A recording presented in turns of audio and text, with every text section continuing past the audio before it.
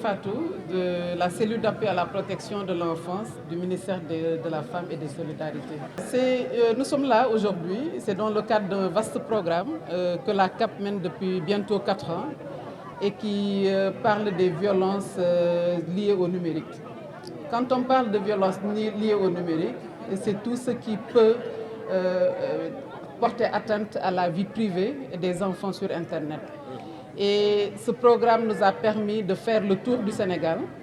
On a été dans plusieurs régions et aujourd'hui nous sommes ici dans le département de Louga.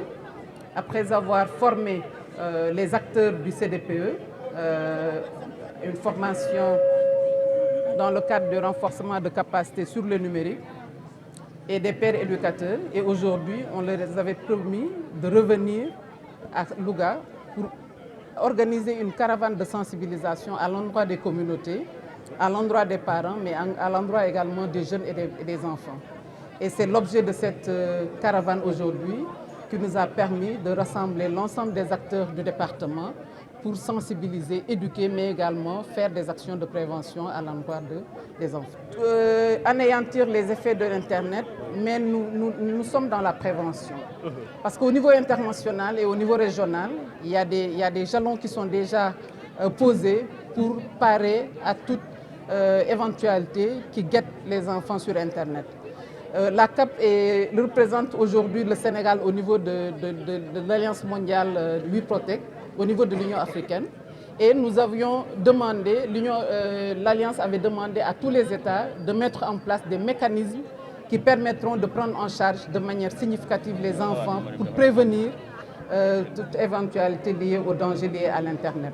Au niveau international également, nous sommes présents au niveau du comité de Genève.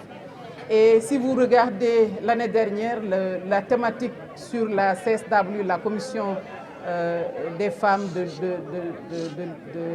des Nations Unies, de même que le thème du 16 juin porté sur le numérique. Cela veut dire quoi? Ça veut dire beaucoup de choses aujourd'hui, qu'il y a des dangers ou bien un danger qui guette les enfants, non seulement les enfants, mais les familles.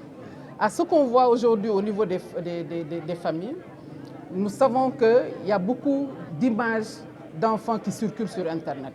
Il y a beaucoup de défis qui sont à relever aujourd'hui. Ce qu'ils ont sur Internet, c'est des données personnelles que les gens utilisent. Et les données personnelles aujourd'hui au Sénégal, c'est encadré.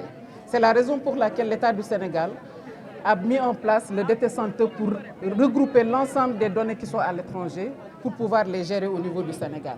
Et c'est tout le sens aujourd'hui de cette caravane de sensibilisation qui permettra non seulement aux autorités administratives et locales, mais également aux populations de pouvoir vraiment encadrer les enfants dans l'utilisation de l'Internet. Parce qu'aujourd'hui, on est dans un monde du numérique.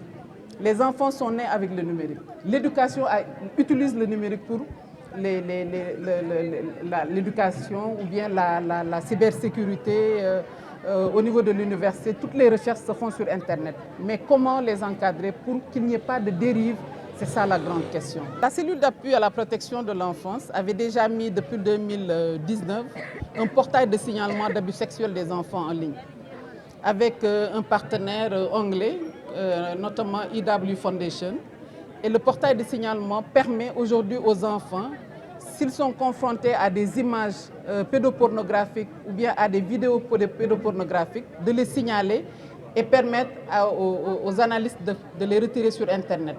Mais en dehors de ce portail, il y a la ligne 116 du ministère de la Femme et des Solidarités qui prend en charge tout ce qui est violence basée sur le genre des enfants et également des femmes.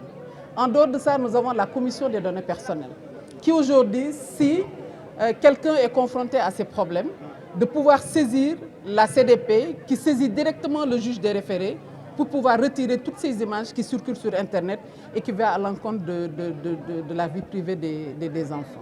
Nous ne dirons pas que c'est difficile à maîtriser parce que la Chine a réussi, la Chine qui a créé TikTok a réussi aujourd'hui à reconsidérer l'application TikTok pour en faire une application éducative. Au niveau des États-Unis, nous avons TikTok qui est